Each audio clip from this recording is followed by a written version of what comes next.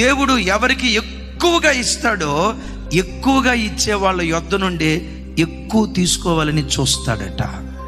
ఎందుకు ఈ మాట చెప్పానో తెలుసా? 30 సంవత్సరాల నుంచి దేవుడు నిన్ను పోషిస్తున్నాడు.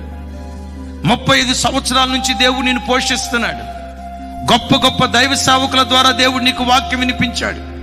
దైవజనులు యేసన్న గారి ద్వారా, దైవజనులు డేవిడ్ రాజ్ గారి ద్వారా, దైవజనులు పిఎల్ పరంజ్యోతి గారి ద్వారా, దైవజనులు పిఎం సామ్యుయల్ గారి ద్వారా, దైవజనులు జోషి గారి ద్వారా, దైవజనులు ఆర్ఆర్కే మూర్తి గారి ద్వారా, తెలుగు రాష్ట్రాలను కదిలించిన గొప్ప గొప్ప సేవకుల ద్వారా దరిదాపుగా 30 సంవత్సరాల నుంచి దేవుడు నిన్ను పోషించాడు.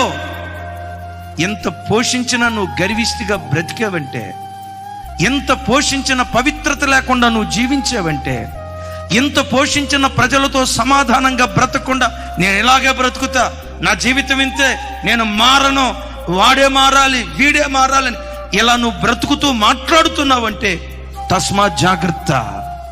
నేనంట, గ్రౌండ్ ఫ్లోర్లో ఉన్న ఆయన జారి పడిపోయాడు, దెబ్బ ఎంత తగులుతుంది? ఫస్ట్ ఫ్లోర్లో నుంచి జారిపోయాడు ఒక ఆయన, ఎంత దెబ్బ తగులుతుంది?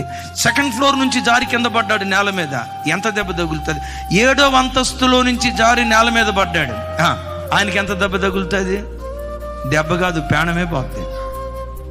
7 సంవత్సరాల విశ్వాస అనుభవం కలిగిన ప్రజలారా, 20 సంవత్సరాల విశ్వాస అనుభవం కలిగిన ప్రజలారా, క్రైస్తవ కుటుంబాల్లో పుట్టి పెరిగి మా తాత రెవరెండు, మా నాన్న బిషప్, మా బాబాయ్ 62, మా ముత్తాత 22 అని చెప్పుకుంటూ బ్రతుకుతున్న క్రైస్తవ బిడ్డలారా, దేవుడు మీకు ఎక్కువ ఇచ్చాడు కదా.